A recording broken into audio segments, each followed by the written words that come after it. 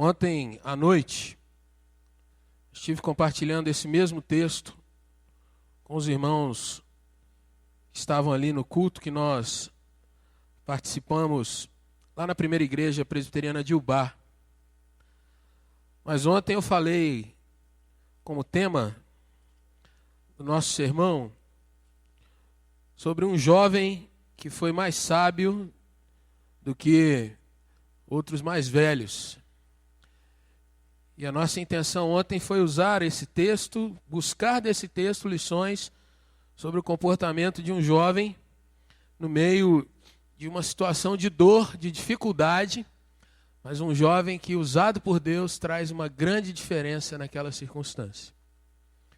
Mas é propositalmente que eu quero compartilhar com você também nessa noite a mesma palavra, no sentido de ser o mesmo texto, trazendo para todos nós, e agora usando a nossa questão de família, que nós temos trabalhado esse mês de maio. E eu acho interessante porque hoje, se eu não me engano, é 17, é isso mesmo? E para muita gente já está cansativo falar de família. Afinal de contas, esse mês todo falando de família é muita coisa, né? Então a gente vive nessa maré, né? Parece que o barco sobra para um lado, de repente começa a ficar cansativo, vamos soprar para o outro. Mas eu quero, em nome de Jesus, trazer para o seu coração que um mês é pouco e uma vida inteira não dá para a gente ter uma família perfeita, não é verdade? Então, se você entende isso, você vai saber que todo dia é uma caminhada nova que a gente vai com a nossa casa. E nessa noite eu quero convidar você a nós meditarmos sobre Eliú. Você não vai ouvir nem ler sobre esse homem mais em outro livro.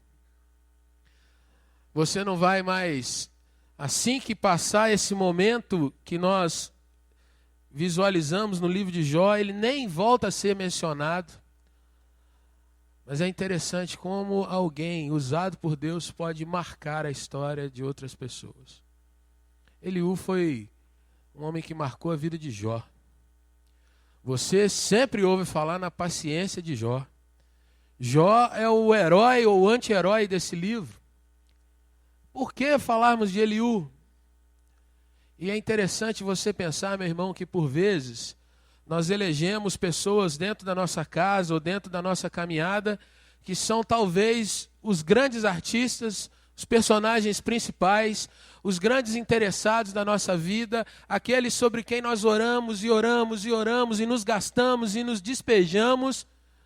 Mas às vezes, e é isso que eu quero trazer para o seu coração nessa noite, Deus quer tirar alguém lá do segundo plano, lá da onde ninguém está olhando, da onde não se dá tanto valor, e de repente pode alçar essa pessoa para o centro do momento, e essa pessoa fazer muita diferença em toda uma situação. Talvez essa pessoa seja você dentro da sua casa. Talvez você possa ser um Eliú dentro da sua família também. Vamos ao texto? Jó 32, e eu quero ler os 5 primeiros versículos com você. Cessaram aqueles 3 homens de responder a Jó no tocante ao se ter ele por justo aos seus próprios olhos. Então se acendeu a ira de Eliú, filho de Baraquel, o Buzita, da família de Rão. Acendeu-se a sua ira contra Jó, porque este pretendia ser mais justo do que Deus. Também a sua ira se acendeu contra os 3 amigos, porque mesmo não achando eles o que responder, condenavam a Jó.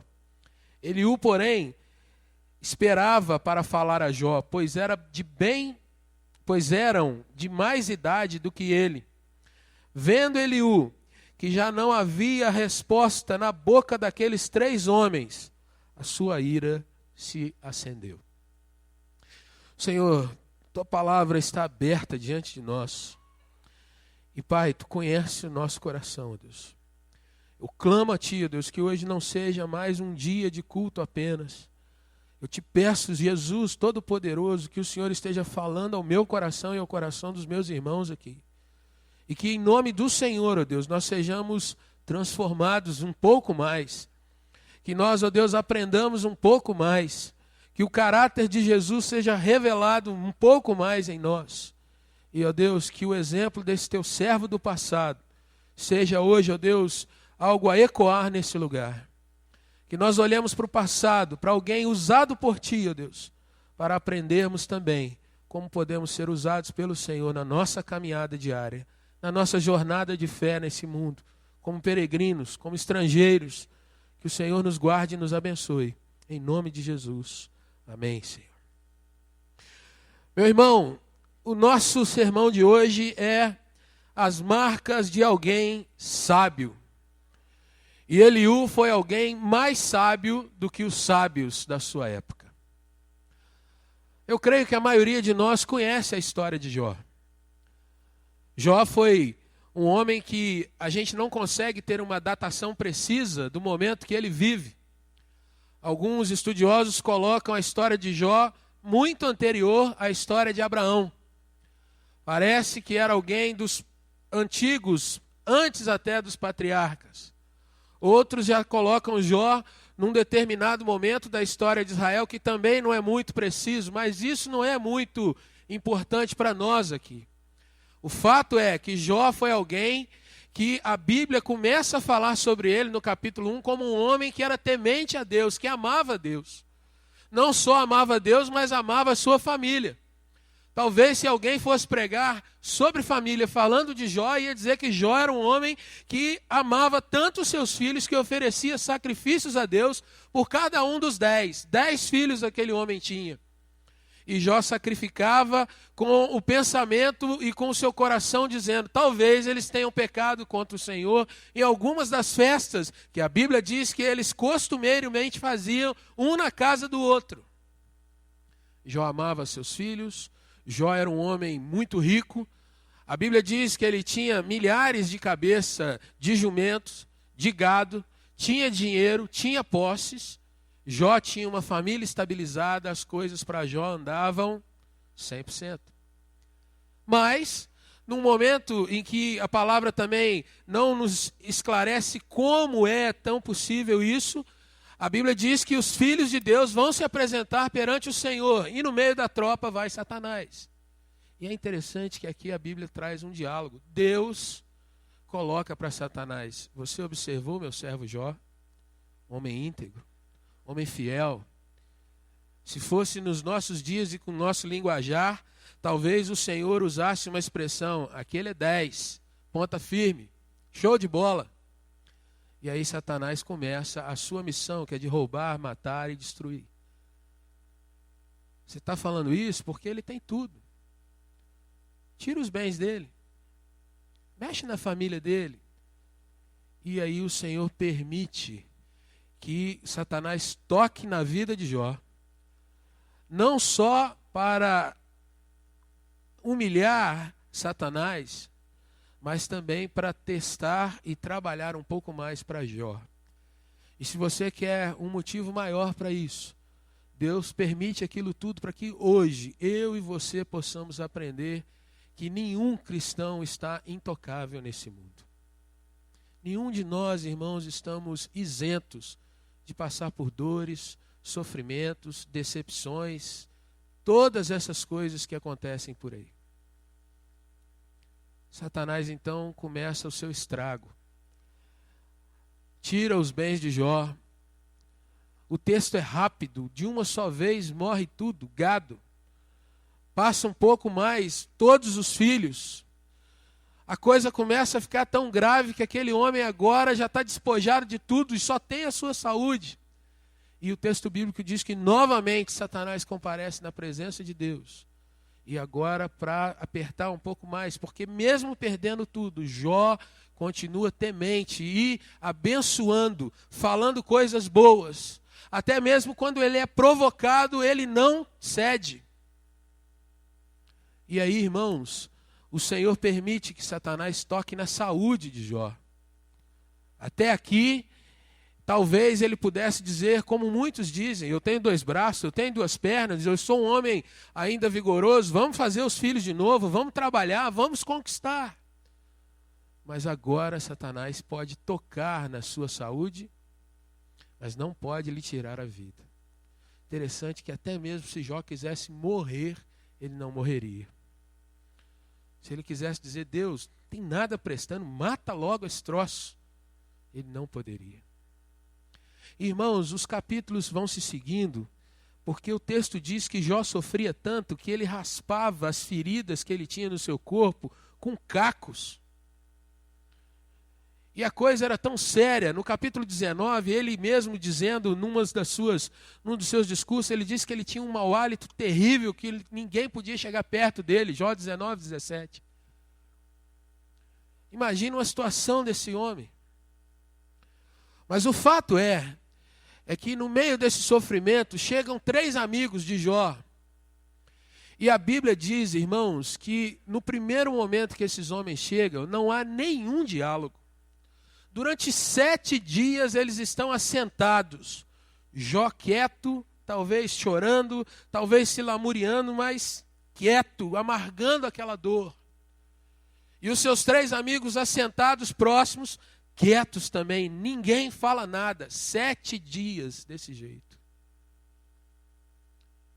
Quem é o primeiro a falar é Jó. E aí começa o declínio de Jó. Até então, um homem que estava assolado por tudo, mas com o coração fixado em Deus.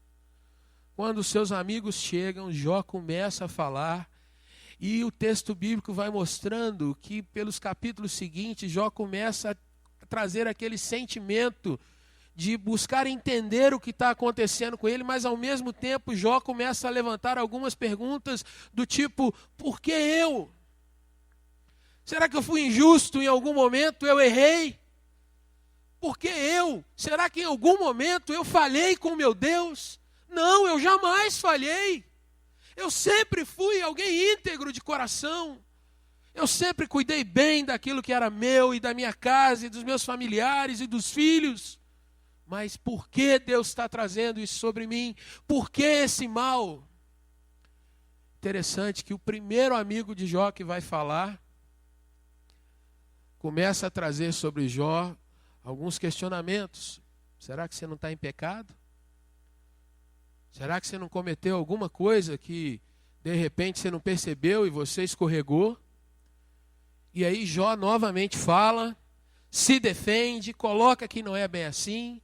O segundo amigo fala e Jó fala de novo. E o terceiro amigo fala e Jó fala de novo. Irmãos, o fato é que durante vários capítulos do livro de Jó, do capítulo 3 até esse capítulo de número 32, o que se desenvolve é um diálogo, ou vários discursos. E é interessante que mesmo os amigos de Jó tentando colocar alguma coisa sobre ele, nenhum deles consegue dobrar Jó.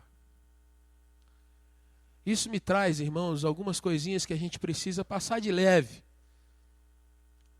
Uma delas é cuidado com quem você abre seu coração. Porque algumas pessoas, quando olham para os seus problemas, eles podem não te falar, mas de repente eles trazem, tem pecado nessa história. E não tem pecado às vezes. Outras vezes eles vão dizer, é falta de fé, você não está orando muito. Você não está jejuando, está dando dízimo, não está. Mas solução, abraço, sofrer junto, difícil o negócio. E eu não duvido que esses 3 amigos eram amigos sinceros de Jó. Porém, nessa hora, o que estava faltando era de fato um coração sábio diante de Deus. Irmãos, durante todo esse tempo em que esses homens falam, Eliú nem aparece. E é interessante que quando nós entramos nesse capítulo 32, é que a gente vê que não estava somente Jó e os 3, mas havia esse outro. E é interessante que quando Eliú percebe a oportunidade de falar, ele se agarra. E aí, irmãos, a partir desse exemplo que eu quero trabalhar com vocês, quero trabalhar com o nosso coração nessa noite, algumas marcas que eu vejo na vida de Eliú. Interessante você olhar que a sabedoria, meu irmão, ela não é um atributo, um dom, uma característica que a gente apenas vem de pronto com ela. Sabedoria é algo que a gente obtém, E que a gente a cada dia vai se esmerando em buscar mais, seja nas situações da vida, seja lendo, aprendendo, observando, estando junto, participando, tudo isso traz sabedoria ao nosso coração. Mas nessa noite eu quero mostrar para os irmãos que a Bíblia é algo tão fantástico, que ela mais uma vez usa aquele que não é para despertar o que é. Ou como você está acostumado a ler, Deus usa aqueles que não são para envergonhar ou para tratar os que são. Aqueles de quem nada espera, o Senhor levanta para dizer contigo que nós vamos trabalhar. E Eliú é esse homem. Meus irmãos, olha para os versículos 4 e 5 desse texto. Essa é a primeira marca que eu quero trazer para o teu coração nessa noite. A marca de alguém sábio é o discernimento. É alguém que consegue ler a situação que está acontecendo. É alguém que consegue ouvir, e não só ouvir no sentido de, estou entendendo, mas eu quero compreender o que está por trás, os sentimentos, os valores. Quem é que está falando? Eu estou entendendo o que está acontecendo.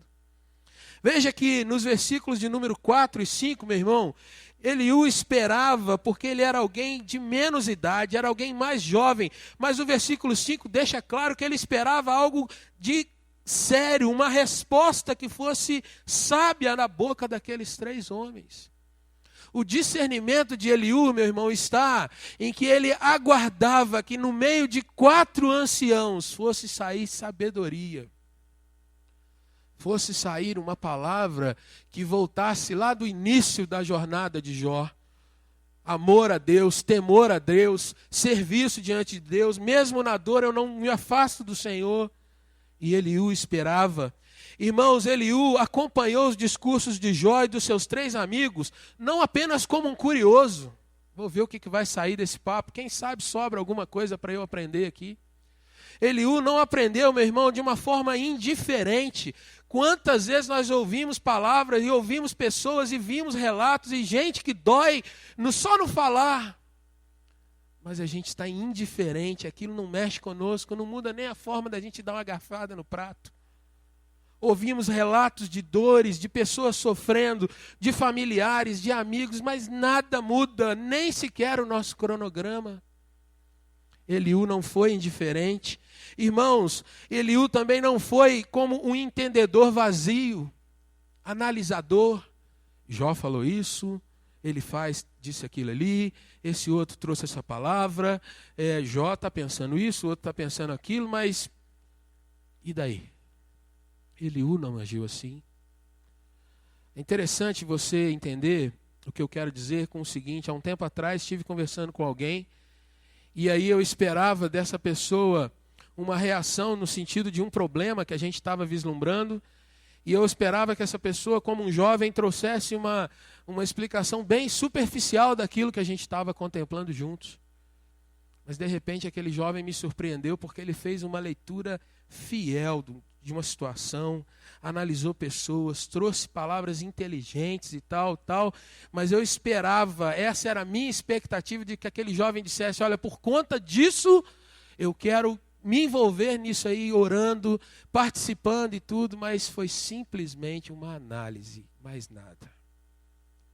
Ali ele parou, ali o nosso assunto encerrou, não falamos mais outra vez, ficou. Eliú poderia ter acompanhado aquela conversa e ter ficado no vácuo. Mas, irmãos, o texto nos mostra que Eliú aguardava uma palavra de sabedoria, alguma coisa que fosse real, que fosse profundo. Quem sabe um dos amigos de Jó vai mostrar para ele que ele está querendo ser mais justo que Deus, que ele está já colocando a sua situação de sofrimento muito além do que é a vontade do Senhor, mas ele está dizendo que ele não merece, que não é por conta do que ele está vivendo. Eliú discerniu, Eliú compreendeu, Eliú, irmãos, mostrou-se interessado pelo problema. Interesse. Às vezes nós ouvimos coisas gritantes, mas nós não temos interesse. Quanto não chegou até mim, passa. E eu queria perguntar para você, meu irmão, se nós discernimos os nossos dias. Todos nós aqui como igreja, isso eu posso afirmar, todos nós estamos ouvindo aqui e ali, estamos lendo aqui e ali sobre a situação que o nosso país está se mergulhando. Irmão, quando que nós nos juntamos como igreja para orar pelo nosso país? Interesse. Irmão, o nosso país está começando a entrar numa crise que vai faltar emprego. A coisa vai ficar complicada. E eu não estou aqui sendo um profeta do Apocalipse, não. Ainda não. Mas é interessante, irmãos, que muitas vezes, diante dessas coisas, a gente pensa em o que vai passar depois do Fantástico. A gente está alheio. Às vezes nós ouvimos relatos de irmãos nossos, gente pertinho da gente que está passando por cada aperto. E a gente até se emociona.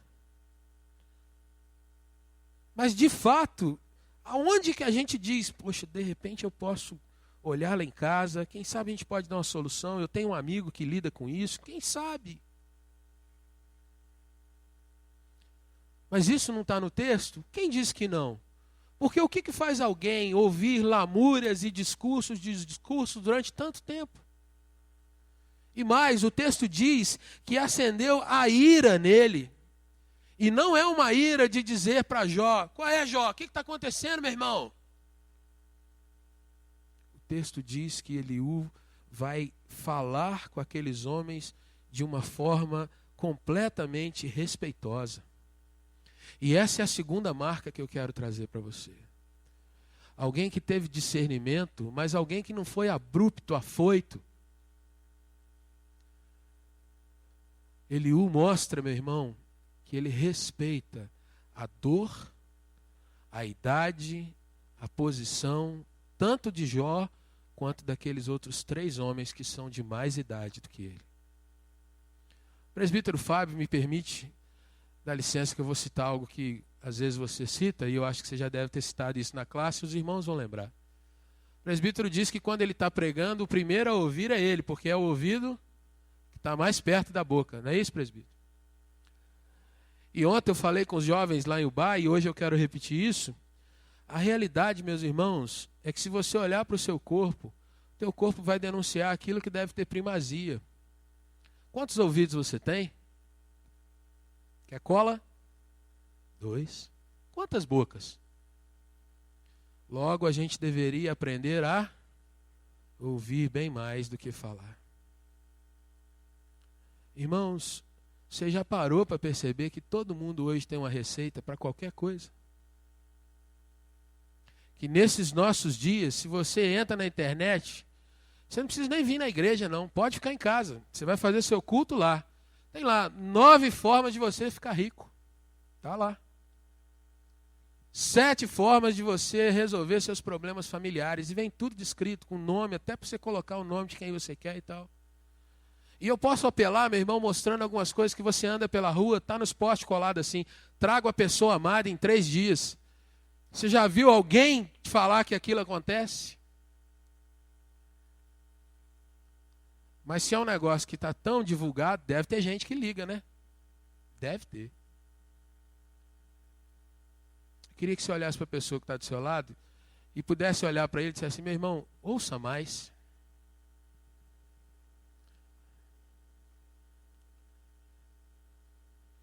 Sabe por quê, meu irmão? Quando a gente vê quanto tempo passa que Eliú está ouvindo, se você fizer uma conta só em número de capítulos, você vai chegar em pelo menos 25 capítulos. E sabe quantos que Eliú fala? 4. 33, 34, 35, 36, 5, 37. 1/5 dos demais. E eu estou chutando os demais por baixo, 25. Mas, meus irmãos, o que eu quero trazer nesse ponto é que Eliú mostra um respeito pelos demais que eu fico, assim, constrangido, porque nos nossos dias, e aí, como eu já falei isso com os jovens, eu acho que eles não vão se preocupar de ouvir de novo, a maioria de nós, irmãos, não respeita quem é mais velho. Os anciãos, hoje em dia, são tocados para o lado.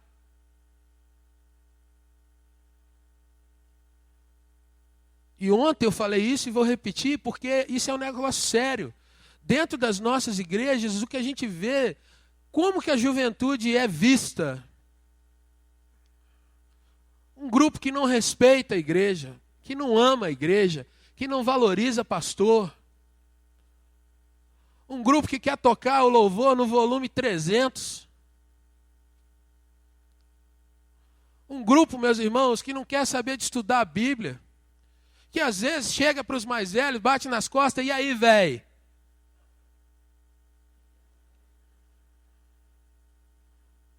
Irmãos, isso é muito sério, no sentido de que isso demonstra o que está dentro do nosso coração.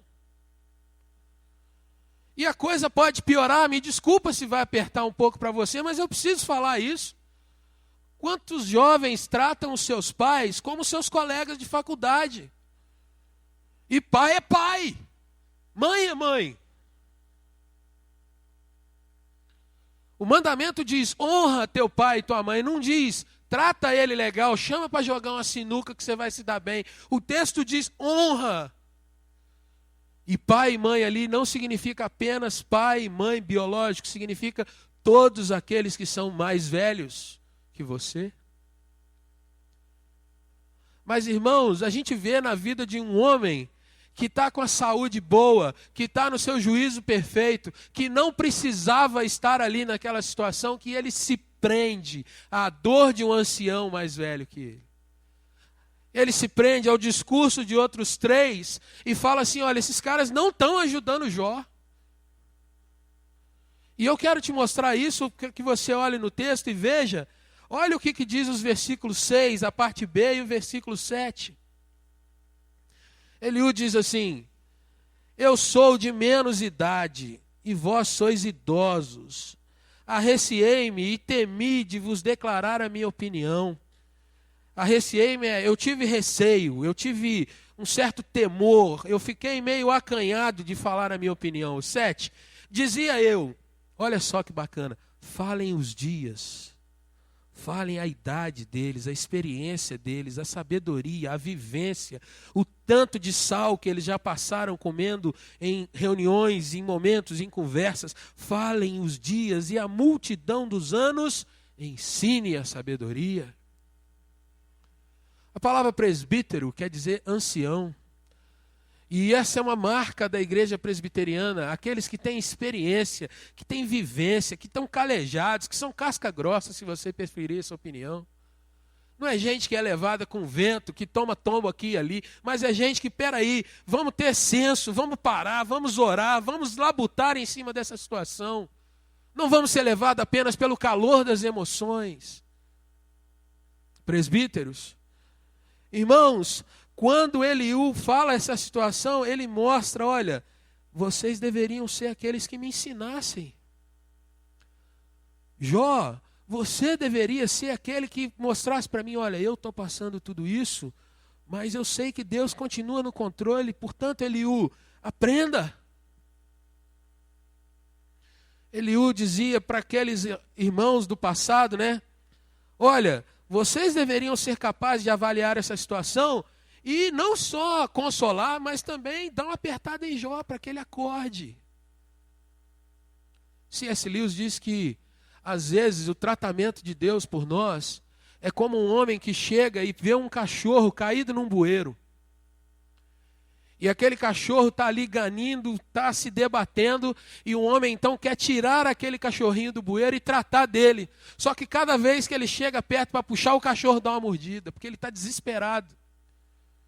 E aí o homem então cata o cachorro e ele tem que quebrar uma pata do cachorrinho, para que ali, cheio de dor, então ele possa ser travado. E aí ele começa a ser tratado. A analogia que ele faz, irmãos, é que às vezes Deus quer tratar conosco, mas cada vez que Deus coloca a mão na nossa ferida, a gente grita e a gente se revolta contra Deus, tal como o cachorrinho que morde. E aí tem horas que o Senhor tem que nos colocar imobilizados para que a gente aceite seu tratamento. John White também usa uma ilustração muito linda, que é de um momento que ele está no meio de uma tribo na América do Sul, e ali havia uma criança ferida. E havia um corte muito sério na boca. E não havia anestesista e nem anestesia. Não havia remédios e aquela criança precisava de pontos.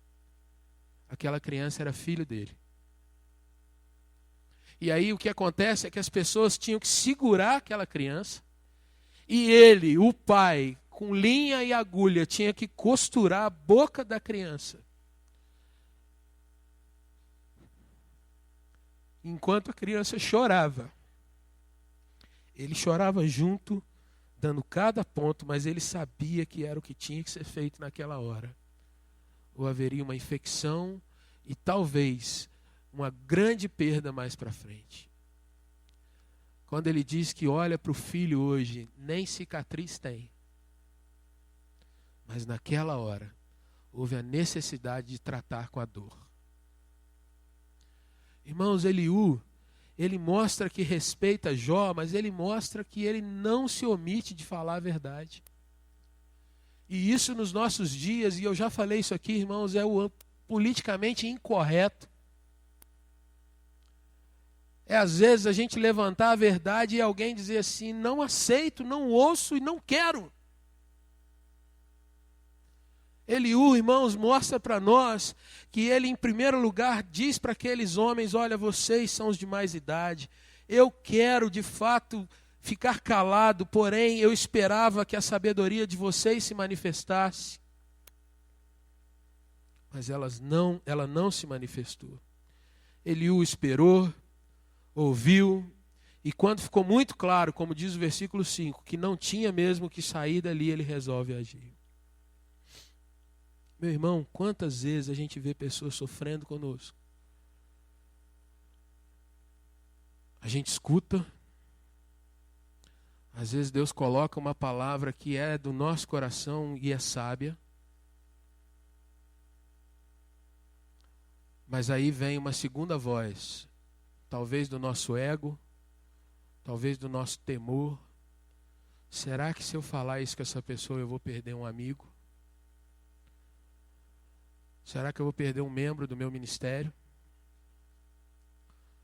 Será que se eu falar isso com meu esposo, será que eu não vou ganhar uma patada? Será que se eu falar isso com a minha esposa, ela não vai atacar todos os meus pecados, um por um, porque ela tem aquilo listado?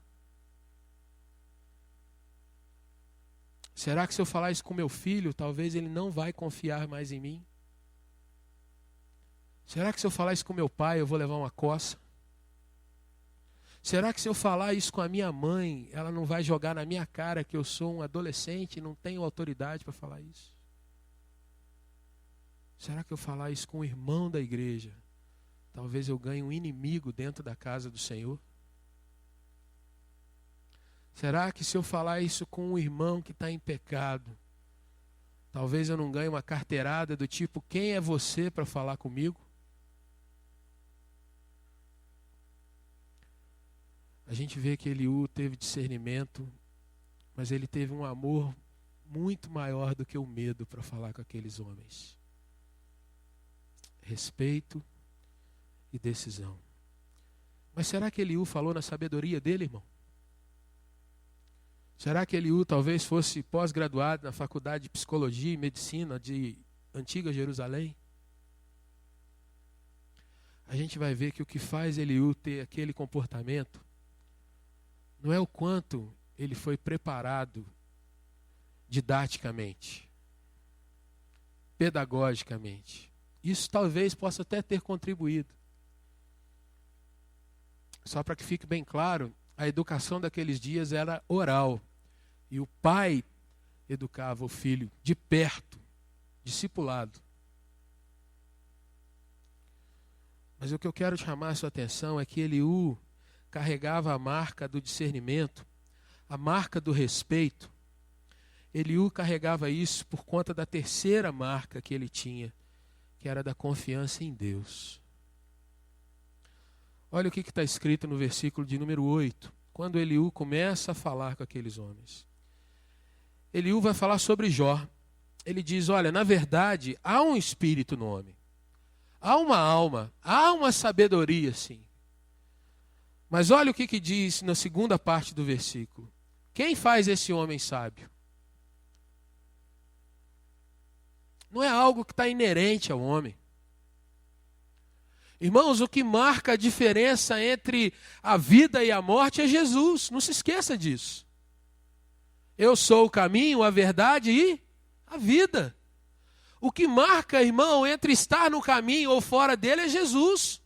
Eu sou o caminho. O que marca entre um homem viver na verdade ou viver na mentira é Jesus. Você pode se cercar de todos os artefatos e você vai ter ajuda, eu não estou discutindo isso. Mas a realidade é que sem Jesus não há vida. Sem Jesus não há caminho. Sem Jesus não tem solução.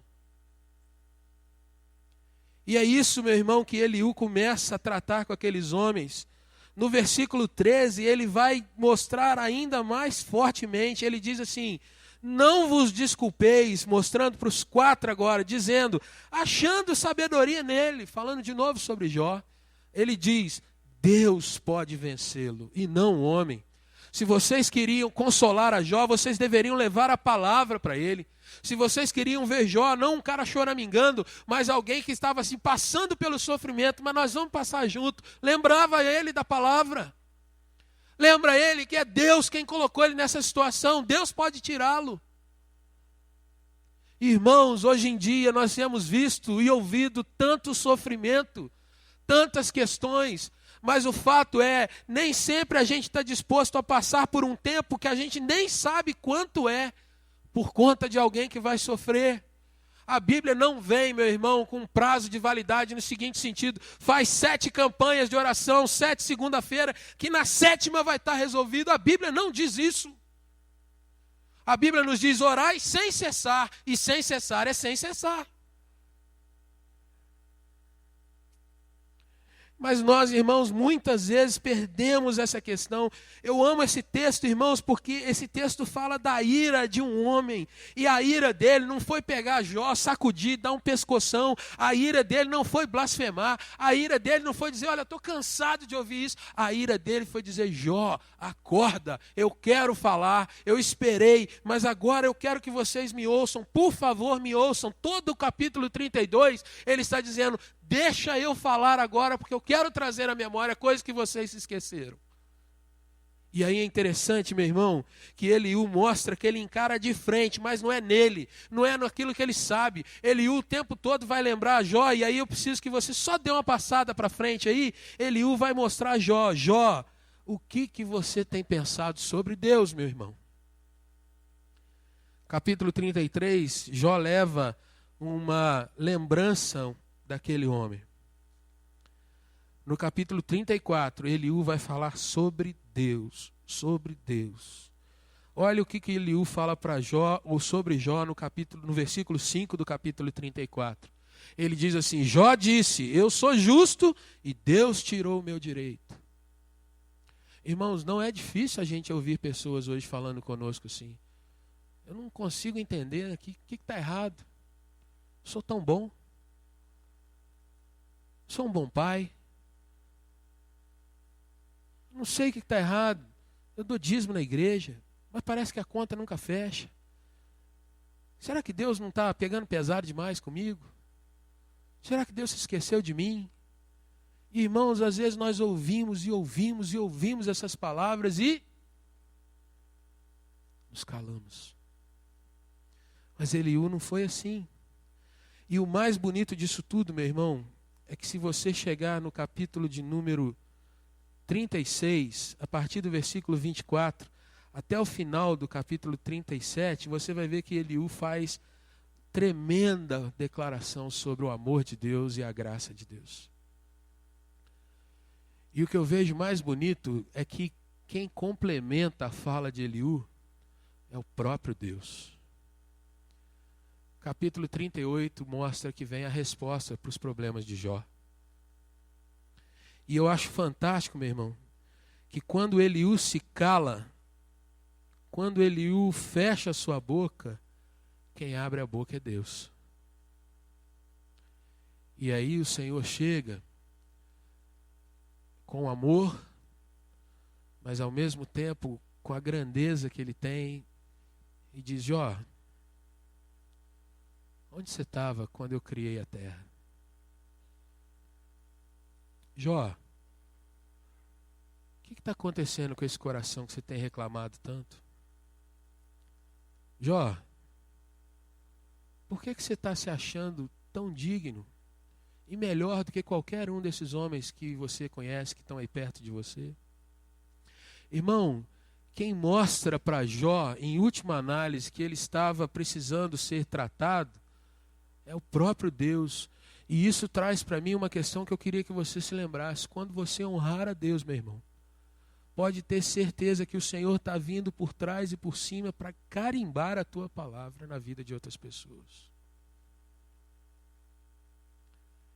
E o texto vai continuar, meu irmão, mostrando que Jó se arrepende. E você conhece aquele versículo famoso que diz: antes eu te conhecia só de ouvir falar, mas agora os meus olhos te veem. Deus, antes eu conhecia na minha sabedoria, na minha riqueza, naquilo que eu tinha, mas agora eu estou entendendo que o que eu preciso é ter o Senhor mais do que qualquer outra coisa, porque quando eu tiver o Senhor, eu vou ter tudo. Quando o Senhor estiver dentro do meu coração e o meu coração estiver todo entregue a Ti, completamente a minha vida vai estar sendo resgatada. E aí, irmãos, nós não vemos mais um Jó murmurador, mas nós vemos que Jó toma a primeira providência depois daquilo ali, que é orar pelos seus amigos. Não estava curado, não tinha deixado as chagas, não apareceu nem um boi no pasto dele, nem uma gota de chuva, nem um filho novo, mas um homem cheio de chagas, todo mulambento, vai se colocar diante de Deus e falar: Senhor, salva aqueles meus colegas. Trata o coração de cada um deles como o Senhor está tratando o meu. Irmãos, o milagre acontece aí. E eu queria desafiar você, meu irmão, a ver que esse milagre, se você voltar no ponto da onde ele se inicia, tem um nome pequenininho ali que é o de Eliú. Quem que gostaria de ser um Eliú dentro da sua família? Quem gostaria de ter discernimento? Quantas vezes a gente vê coisa dentro de casa que a gente não entende nada e lança a palavra para amaldiçoar? Deus, dá a palavra de Eliú na minha boca. Quantas vezes a gente se sente ofendido e a gente quer pular com os dois pés na outra pessoa? Deus, me dá respeito. Quantas vezes a gente vai dizer assim: então agora ele vai ver quem eu sou, como é que eu posso e que eu não posso. Meu irmão, vai na força do Senhor, não vai na tua. Eu queria orar com você para a gente encerrar essa palavra. E eu gostaria de dizer para você, pai, mãe, filho, que o exemplo de Eliú está batendo hoje na porta do teu coração. Mas eu quero te dizer que quem abre a porta é você. Deus não vai escancarar a porta. A jornada continua, nós estamos no meio do mês. Nós falamos que em ti serão benditas todas as nações da terra.